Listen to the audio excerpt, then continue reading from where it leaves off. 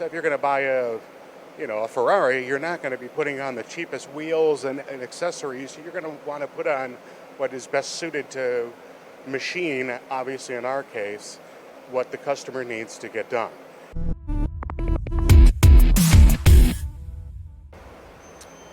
Consumables. It's not a topic we always talk about, but there is real significance to having an inventory full of consumables to support the customers. Maybe no better example of that than walking through the Sodick facility here in Chicago and knowing the extensive growth that they have here in the U.S. and how they've incorporated this same idea across the country. I got Scott with me to talk a little bit more about consumables and the significance not only for Sodick themselves, but for you, the viewer, as well. So Scott, a strange subject sometimes, but let's talk about consumables. Yeah, a lot of people, they realize the importance of the high-end machines, and we are definitely a high-end machine tool company, but they kind of overlook some of the added components that they put onto these machines. So if you're going to buy a Ferrari, you're not going to be putting on the cheapest wheels and accessories. You're going to want to put on what is best suited to machine, obviously in our case, what the customer needs to get done.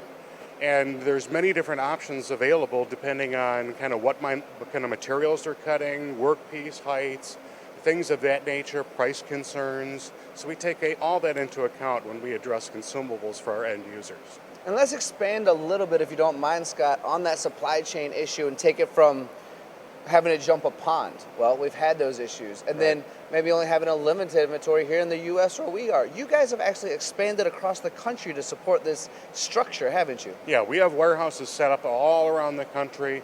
Today is the Amazon culture. Everybody wants it in 2 days, right?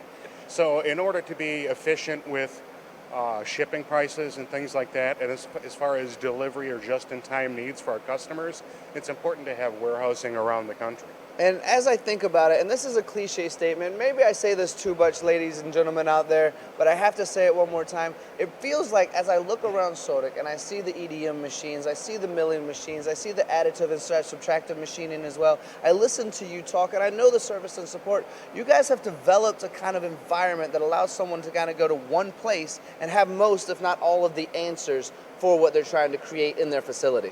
Yeah, precisely, and that's why we have one individual assigned up for each one of the accounts. So they get to know that end user, and that end user can call in and not ask only for consumables, but he can call in and say, hey, I got a problem with my machine, or I need a spare part, or I got this question in cutting, and they can guide them in the right direction.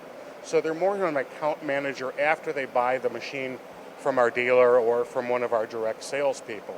It's just a nice service to have so that customer knows, hey, I can call this one person and they can do all the running around for me. I don't have to worry about doing that. Huge added benefit. I think that's served our clients well. Yeah, I do as well. Consumables, guys, who would have known it's so important and valuable? Maybe you guys already knew, but learning from Scott, I see this relevance so significant, and now it just comes full circle and makes all the sense of the world. Consumables, maybe not such a strange topic to talk about, and thank you, Scott, for sharing your decades of wisdom with the MTD audience. And thank you, Tony.